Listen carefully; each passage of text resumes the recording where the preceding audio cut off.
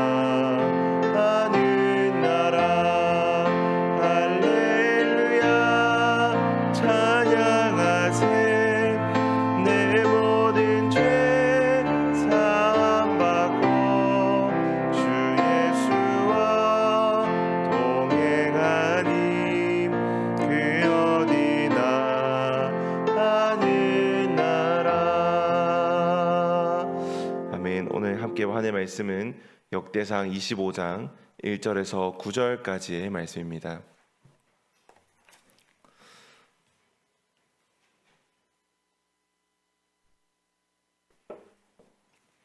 역대상 25장 1절에서 9절까지의 말씀입니다. 우리 한 절씩 교도하고 마지막은 함께 읽도록 하겠습니다.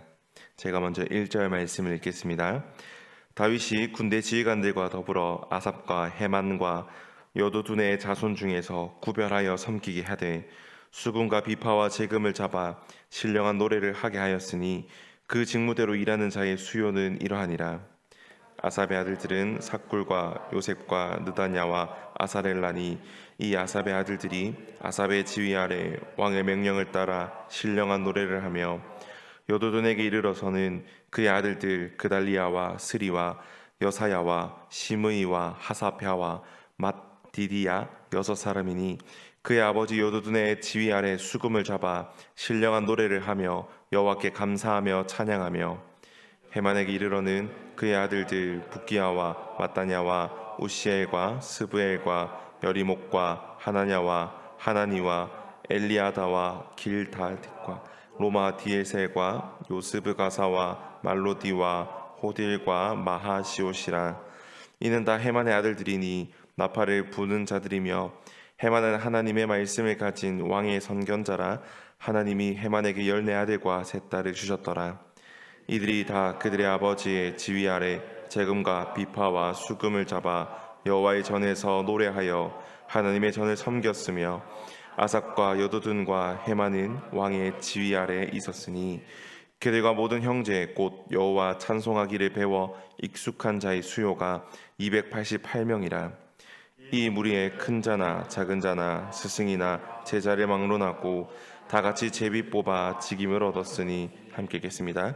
첫째로 제비 뽑은 자는 아삽의 아들 중 요셉이요 둘째는 그달리아와 그와 그의 형제들과 아들들 12명이요. 아멘. 오늘은 주님을 찬양하는 삶이라는 제목으로 함께 말씀을 살펴보기를 소망합니다. 우리는 신앙생활을 하면서 찬양을 참 많이 합니다. 그리고 이 찬양을 통해서 은혜를 많이 경험합니다. 하나님을 찬양할 때 마음속에 기쁨을 얻기도 하고 때로는 위로를 받기도 하고 우리의 삶을 살아갈 수 있는 힘을 얻기도 합니다. 우리가 이러한 은혜를 경험할 수 있는 이유는 하나님께서 자신의 백성이 드리는 찬양과 예배를 기뻐 받으시기 때문이고 또 그 찬양을 드리는 것이 우리의 사명이기 때문입니다. 다윗은 누구보다 하나님을 찬양하는 것이 얼마나 중요한지를 잘 알고 있는 사람이었습니다.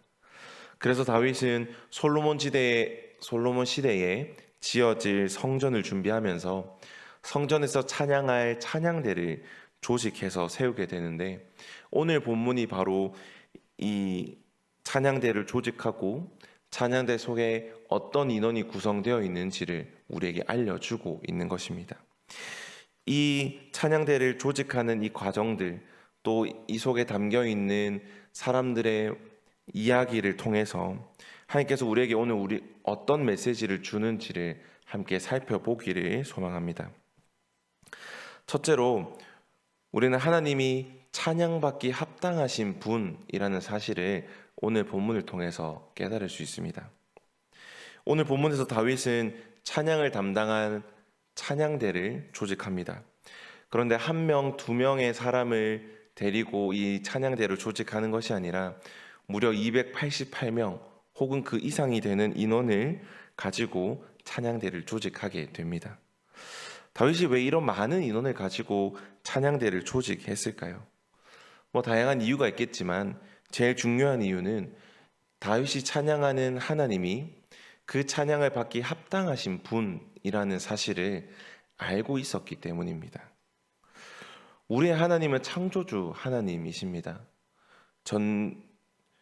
전쟁에 능하신 하나님이시고 원수의 손에서 건지시는 구원의 하나님이시고 왕 되신 하나님이시자 주인 되신 하나님이시고 목자 되시는 하나님이고 우리가 생각할 수 있는 그 어떤 단어와 어떤 수식어로도 다 표현할 수 없는 전지전능한 하나님입니다.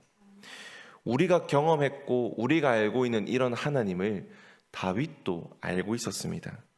자신이 지금까지 걸어왔던 그 길들을 회상하면서 죽음과 한 걸음밖에 떨어져 있지 않았던 그런 순간들, 골리앗과 맞서 싸운 그런 순간들, 아버지의 양떼를 돌보면서 사자와 곰에 대항하고 자신들의 대적들에게 쫓겨 살아가던 그러한 삶들을 경험하면서 그때마다 자신과 함께 하신 하나님을 경험하여 그분이 어떠한 분인지를 잘 알고 있었기 때문에 다윗은 시편의 고백들을 남기고 이 많은 인원들과 함께 하나님을 찬양하기 위해서 찬양대를 조직했던 것입니다. 사랑하는 성도 여러분, 하나님은 찬양받기 합당하신 분입니다. 때로는 우리가 이러한 사실을 잊고 지낼 때가 참 많습니다. 하지만 오늘 말씀을 통해서 우리 하나님이 얼마나 위대하신 분인지, 얼마나 찬양받기 합당하신 분인지를 다시금 깨닫고 이러한 사실들을 고백하며 또 우리의 마음에 깊이 새길 수 있게 되기를 간절히 소망합니다. 둘째로 우리는 하나님을 찬양해야 함을 알 수 있습니다. 1절 말씀을 보면 이렇게 말씀합니다. 다윗의 군대 지휘관들과 더불어 아삽과 헤만과 여두둔의 자손 중에서 구별하여 섬기게 하되 수금과 비파와 재금을 잡아 신령한 노래를 하게 하였으니 그 직무대로 일하는 자의 수요는 이러하니라. 다윗은 다른 지휘관들과 함께 아삽과 헤만과 여두둔을 총책임자로 하여서 총 24개의 찬양대를 다시 구성합니다. 본문보다 앞선 역대상 16장을 보면 다윗은 이미 찬양대를 조직했다라는 것을 기록하고 있습니다. 다윗과 이스라엘 백성들은 오벳 에돔의 집에서 여호와의 언약궤를 예루살렘으로 가지고 올 때 이 일을 축하하기 위해서 헤만과 아삽과 여두둔과 그들에게 속한 사람들에게 찬양대를 구성하고 찬양하도록 하였습니다. 이 일 후에 아삽의 찬양대는 여호와의 언약궤가 있는 예루살렘 장막에서 봉사를 하였고, 헤만과 여두둔의 찬양대는 원래 성막이 있던 기브온의 장막에서 봉사하게 됩니다. 이 두 곳에서 나뉘어서 찬양대로 봉사하던 이들은 이제 성전 건축을 앞두고 다시 새롭게 구성되어 하나의 찬양대가 되었던 것입니다. 그래서 이들은 다윗 아래 아삽과 여두둔과 헤만의 지휘를 받은 288명의 사람으로 이루어졌고, 수금과 비파와 제금 등의 악기로 하나님을 찬양하였습니다. 또한 본문 25장 8절의 말씀을 보면 이렇게 말씀합니다. 이 무리의 큰 자나 작은 자나 스승이나 제자를 막론하고 다 같이 제비 뽑아 직임을 얻었으니, 다윗에 의해 임명된 찬양대의 직임은 제비 뽑기에 의해 결정되었습니다. 이 찬양대는 하나의 찬양대는 24개의 찬양대로 나누었고, 그 한 찬양대마다 12명의 사람들이 조직되어 있었습니다. 그리고 나서 큰 자나 작은 자나 스승이나 제자를 막론하고 제비를 뽑았습니다. 이는 하나님의 뜻에 모든 것을 맡기고 자신의 연령이나 자신의 신분이나 자신의 어떤 자리에는 상관없이 최선을 다해서 하나님을 찬양하겠다, 하나님을 찬양해야 한다라는 것을 우리에게 보여주고 있는 것입니다. 사랑하는 성도 여러분, 우리도 주님을 찬양하는 삶을 살아가기를 소망합니다. 이들이 찬양을 섬기기 위해 구별되었던 것처럼 우리도 세상과 또 세상 사람들과 구별된 자들입니다. 성도는 하나님을 찬양하는 사명이 있습니다. 우리 중에는 노래의 소질이 또 음악적인 소질이 부족한 사람도 있고, 또 찬양대를 조직하기 여의치 않은 상황도 있습니다. 그렇다고 주님을 찬양하는 일을 등한시하거나 제외하거나 소외해서는 안 됩니다. 전문적인 찬양대가 아니어도, 우리에게 음악적인 소질이 탁월하게 없더라도 우리가 선 자리에서 정성을 다하고 최선을 다해서 하나님을 찬양하기를 원합니다. 이 찬양은 은혜 입은 자로서 마땅히 해야 할 합당한 예의임과 더불어 우리 자신에게도 가장 복된 자리이고 존귀한 자리입니다. 또한 그리스도인의 사명인 자리입니다. 그렇게 하나님의 한없는 사랑과 은혜를 우리의 마음과 입을 열어서 고백하고 찬양하는 우리가 되기를 간절히 소망합니다. 마지막으로 우리는 진실하게 찬양해야 한다는 것을 한 번 더 깨달을 수 있습니다. 하나님께 드리는 찬양은 단지 우리의 기분에 따라서 혹은 멜로디에 도취되어서 입으로 흥얼거리는 것이 아니라 진실한 마음으로 입술을 통해 고백되어져야 합니다. 뿐만 아니라 하나님께 드려지는 찬양은 단지 목소리로 드리는 것만이 아니라 우리의 모든 삶을 통해 하나님을 진실되게 고백해야 합니다. 5절 말씀을 보면 이렇게 말씀합니다.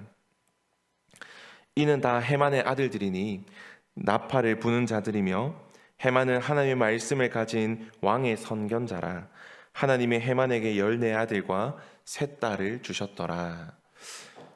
헤만을 부를 때 하나님의 말씀을 가진 왕의 선견자라고 부르고 있습니다.